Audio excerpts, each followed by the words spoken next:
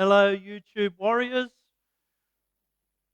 Great to have you with us, and we recognize you might be in bed watching this. Lucky you, but hope you get better soon if that's why you're there.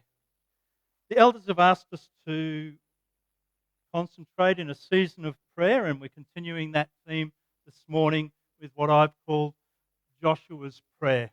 You might remember a few weeks ago, Sarah ran through the story of Moses coming to the Jordan River and looking across at Jericho and never making it across the river. You might also remember Jeff's dangerous prayers. Do you remember the three parts of a dangerous prayer? Search me, break me, send me. We'll think about that again today too. And also Don, in his message a few weeks ago, whatever he says, do. We'll pick that up later. There's a theme running through the messages from the people who've gone before me, and I'm sure that theme will continue as we go into the future. But today we're talking about Joshua, and right now in the Bible, Joshua is standing exactly in the same place that Moses stood 40 years before. His feet are on the same place, the banks of the Jordan River, and on the other side is Jericho. The Jordan's only narrow, less than 50 meters. In the normal season, it's less than a meter of a week. It's less than a meter deep. It's no barrier at all. You can walk across. But it's been raining. It's the winter season. It's flooded. And they tell me that at that stage, it can get up to 50 meters deep. It's a barrier. It's between them and Jericho, the city 10 kilometers the other side of the banks of the river, 400 meters by 400 meter fortified city that in all its hundreds of years of history has never, ever been breached. Its people have never, ever been broken and captured, beaten in battle. The walls of the city have protected that community for their entire lives of generations. And it's the first place that Joshua and his troops have to take. The first city. What's worse is that they've had 40 more years to prepare. 40 years ago, they looked out across the river and they saw Moses with his hundreds of thousands of troops. And then when suddenly they just walked away, I reckon they put an extra few feet of thickness on the walls of that city just to make sure.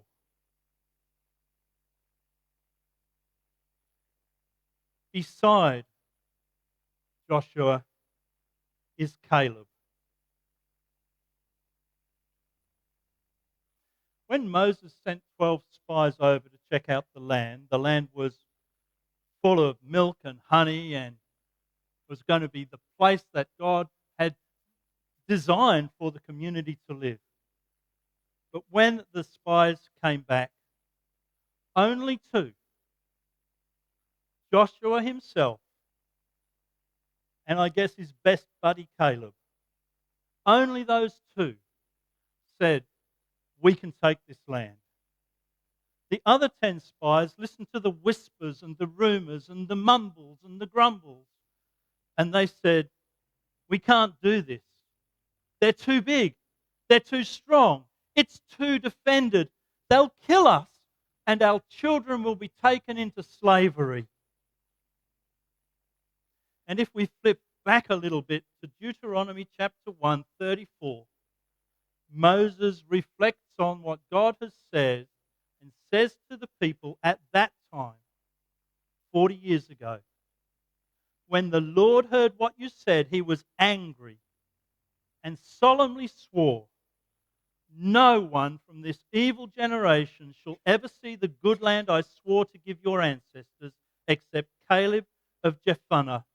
He will see it, and I will give him and his descendants the land on which he set his feet, because he followed the Lord wholeheartedly. Because of you, the 10 spies, the Lord became angry with me, Moses, also, and said, you shall not enter it either. But your assistant Joshua, the son of Nun, will enter it. Encourage him because he will lead Israel to enter and inherit the land. And the little ones that you said would be taken captive, your children who do not yet know good from bad, they will enter the land. I will give it to them and they will take possession of it. But as for you, turn around, set out towards the desert along the route to the Red Sea. They've just left Egypt, and in a matter of weeks and months, they've walked across their 10 Commandments, this, that, the golden calf, blah, blah, blah, blah, blah. They've ended up at Jordan. And now God has sent the whole lot back. What for? So they die. Behind Moses are the children of the people who did not enter the land and their children. It's a young, fit army.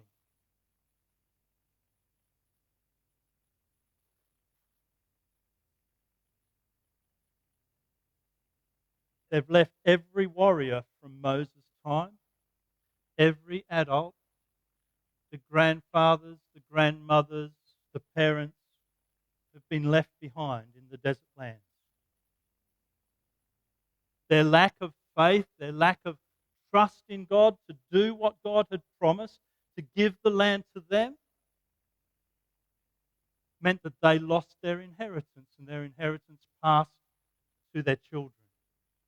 The last to die was Moses.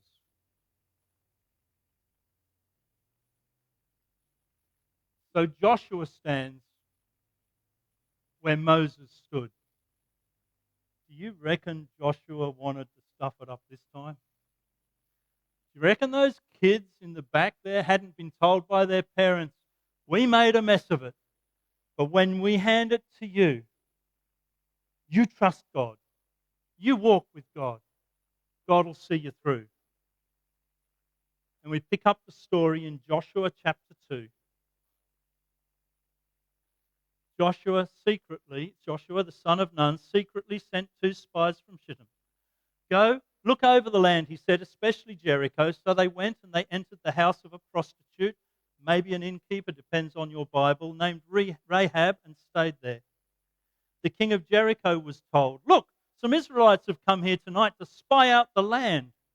So the king of Jericho sent this message to Rahab, bring out the men who came to you and entered your house, because they've come to spy out the whole land.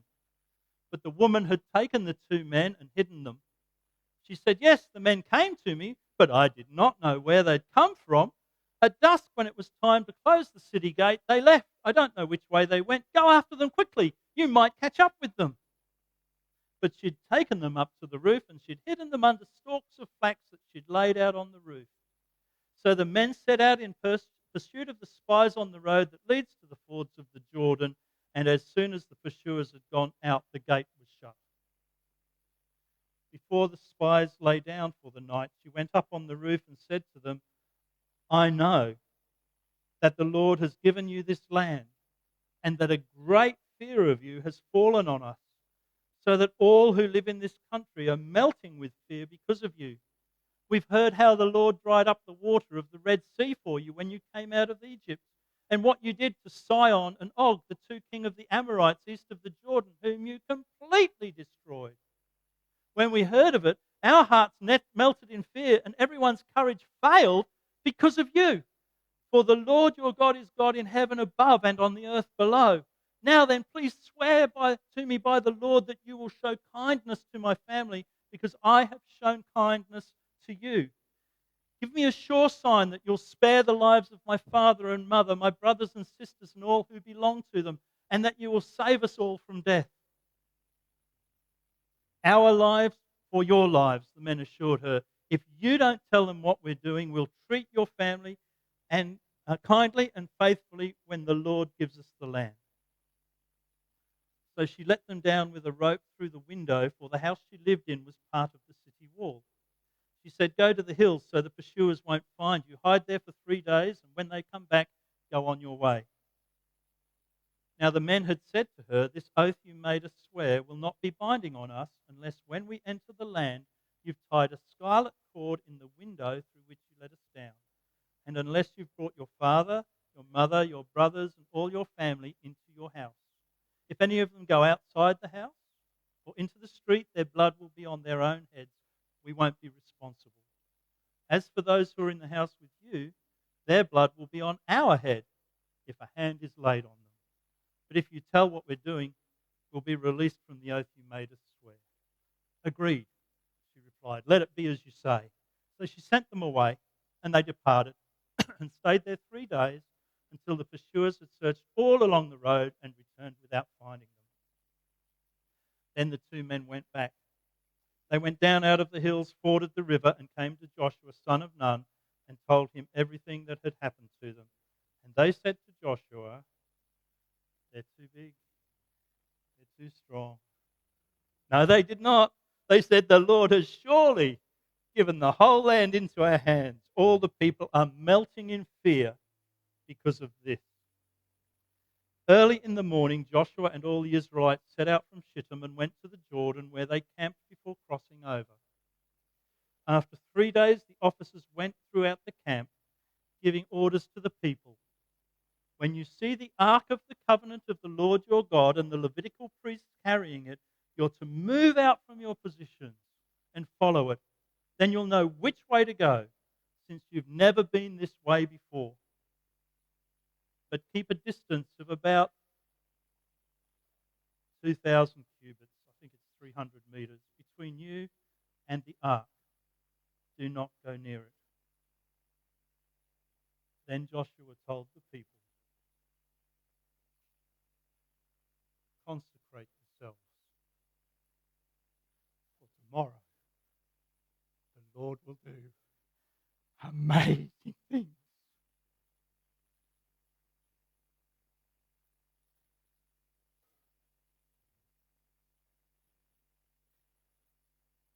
This is my camping cup. It sits in the second drawer of my kitchen at home. It sits with all of our china plates, the ones that we use every day and the good ones. It sits beside the glass cups, the fancy ones and the chipped ones. But it never comes out, never gets used. If you came round to my place for a cup of tea, I would not put this cup on the table because this is my camping cup. I take it when I go camping. I make billy tea. I put the billy tea in, and to my shame, I've just noticed that there's a whole lot of billy tea inside my cup still. This cup has a special use. In biblical terms, this cup is consecrated. It has a special use. It's only used for one purpose, when I go camping. I don't drink out of it for breakfast or lunch or dinner at home. I wouldn't offer you a drink in it because we're not camping. I only ever use it when I go camping. That's its use. It's set aside for a special purpose. And that's exactly what Joshua is saying to the people. In his prayer, consecrate yourselves, for tomorrow the Lord will do amazing things among you. Separate yourself for a specific purpose, a godly purpose. Your purpose tomorrow is to do what God calls you to do, and you need to be right, and you need to know what God wants you to do. In marriage, we take two people and we say we join them together as one, and we set them aside for each other, consecrated to each other. We say things like, before these witnesses and in the presence of God, and with his name, I, Mary Jane, take you, Billy Bob, to be my lawful husband or wife, and I will love you and honor you, and I will always lovingly care for you, for better, for worse, for richer, for poorer, in sickness and in health, until death separates us. And later in the service, the officiating pastor says, those whom God has joined together, let no man separate. The couple are set apart and consecrated to each other and for God. The service has implications for both people. Once they were free to develop relationships with others, but now they're set apart for each other. To look for a relationship outside of marriage is a threat to marriage itself. Many a husband knows the wrath of his wife while they're driving along and he sees a pretty girl, and just for a second, boom, you know what I mean? If our partner gets jealous, then how jealous does God get when he sees consecrated people called by his name who go looking for other gods? Our God is a jealous God. He made it clear to Moses on the mountain. He made it clear in the commandments that he gave the Israelite people. He said, I will be your God, and you will be my people. You will have no other gods but me. Do not make images of gods. If you need any further proof that God's a jealous God, look in the pages of the Bible. Samson was a man whose mother set him apart to serve God, but his devotion was detracted by various good-looking women until one of them brought his downfall. God abhors the sinfulness of a consecrated man. In Ezekiel 23, God blasts Judah and Israel for departing from him. Instead, they made alliances with other nations, Egypt, with Assyria, and God likens it to prostitution and states clearly that they've sold their assets, their goods, and their people for second-class protection given to them by surrounding countries who will double-cross them and take their remaining land, goods, and people into slavery. And finally, God says, I've had enough of your double-mindedness, and I cast you. You can go to your lovers until you again see your need of me. Or take the story in the whole book of Hosea, where we read the allegory between the love of Hosea for his runaround wife, and we're reminded that God keeps chasing his people even when they go looking for other gods. In 1 Kings 22 and 23, we read of the childlike king, the young child king, Josiah, who renews the covenant with God and destroys the idols, the shrines, the high places which had been set up by his father Manasseh. Joshua reinstated the celebration of the Passover, and the people returned to the loving God. When Josiah died, his son Jehoahaz followed him as king, and the Bible describes him as doing evil in the sight of the Lord, reinstating the high places and the Canaanite worship until the nation was taken again into captivity in Egypt.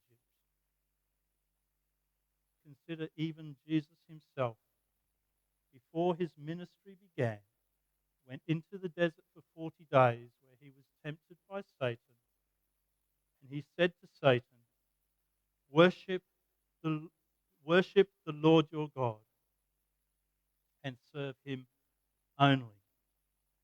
Or in Gethsemane, Lord, if this burden can be taken from me, please do, but not my will, but yours. Our God seeks consecrated followers of him. So what does it mean to be consecrated?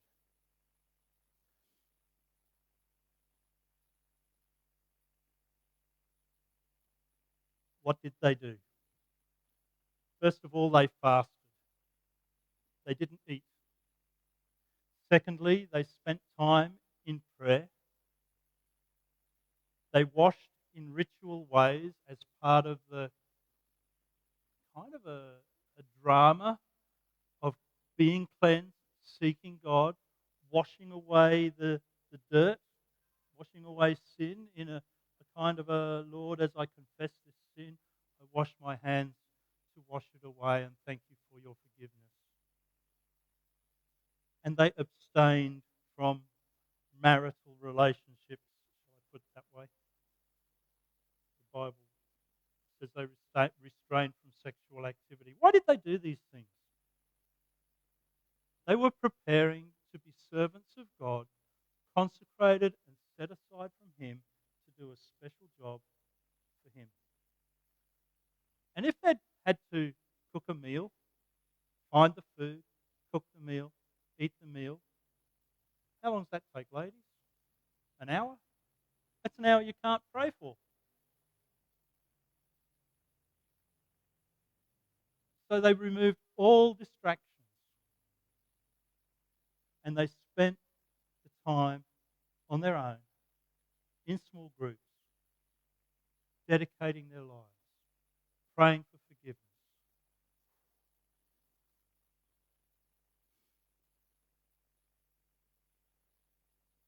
Why? So there would be no doubt. So there would be no distractions. So that there would be no other voices in their heads when they moved out in the morning.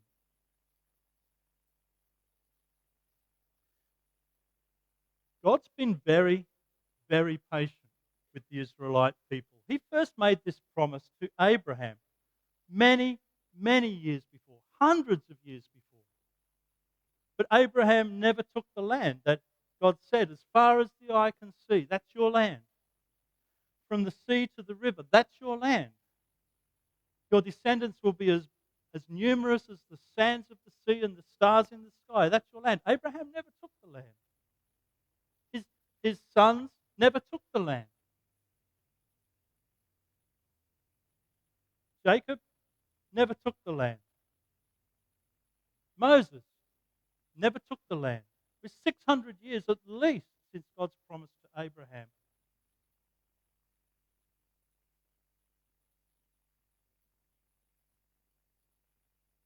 But the reason that they spent this time in consecrated prayer was so that they might be found faithful, so that they wouldn't make the same errors that their ancestors had before them.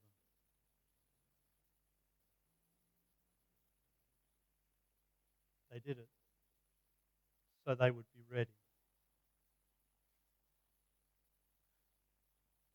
So what does this mean for Westside in 2024? There's no direct parallel. I mean, we're not standing on the shores of the Jordan and we're not looking across at Jericho. We don't have shields and swords that we have to worry about. But there are enduring truths in Scripture which are true across generations. And the first one that stands out in this passage is that God works through consecrated, set apart people who are committed to Him. He can work in other ways. There are times when enemies have been used by God, but that's because He couldn't find a person who was committed to Him at that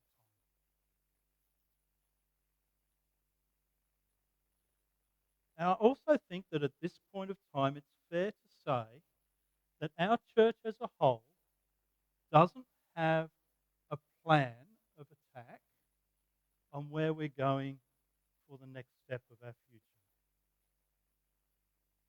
We don't have a pastor, we don't have a Joshua who can lead us.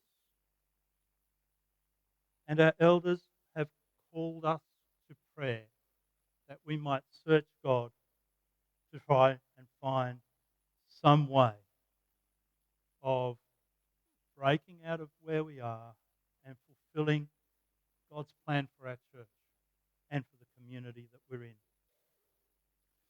But I would like to suggest to you that we do have a precedent.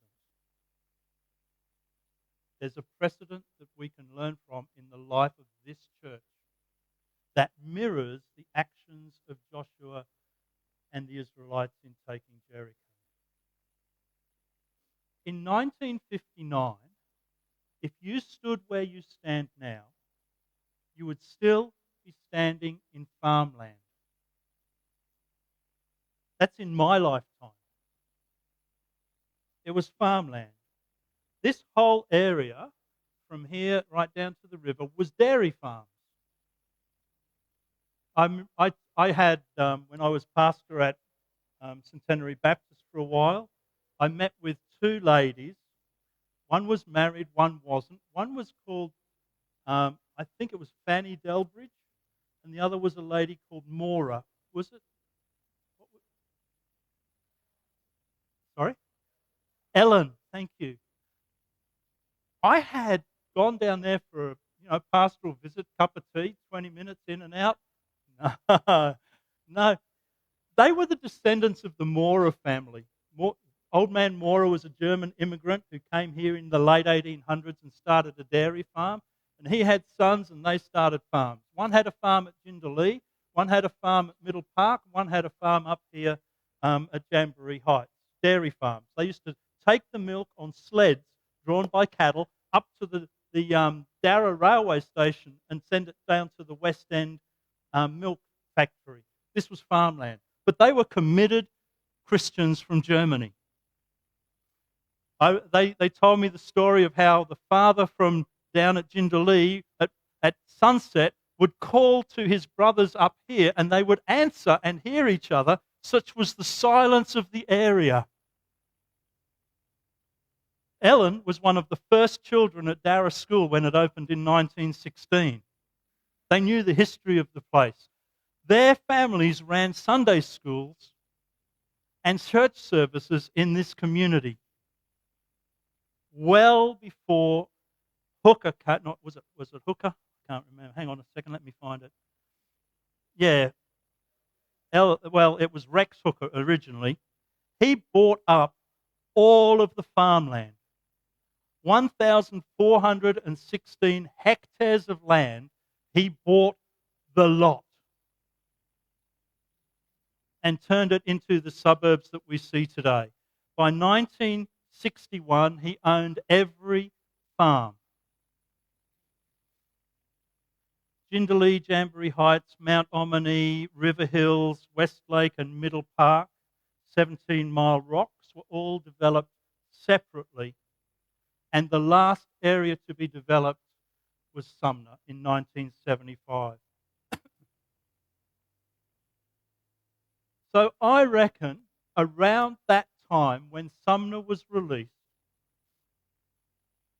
a group of faithful Christians committed to the gospel and for the need for a vital, invigorating church in this community stood on this grassy hill with no fences. And they would have looked across to Darra Station. They would have looked across towards Wacol and the jails. They would have seen Mount Ommaney. They would have seen across the rooftops in the distance where Middle Park and Jindalee were starting to be established. And in 1975 or thereabouts, our pioneers of this church bought the best block of land in the whole darn area. This block of land. If you want to get to Sumner, if you want to get to Middle Park, how do you get here? You go past this block of land. It's the highest block of land in the estate. The only land higher is at the top of Mount Ommaney, and that's protected. We're at the crossroads of the bridge. Everyone has to drive past here. Everyone sees this building.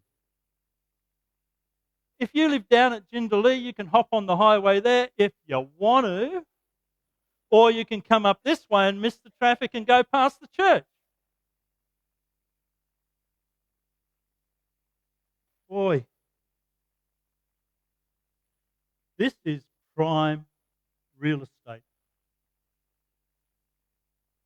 Commercial entities would pay an arm and a leg to have this position. Any business would pay whatever it took to get this much exposure. And the pioneers of this church bought it for us.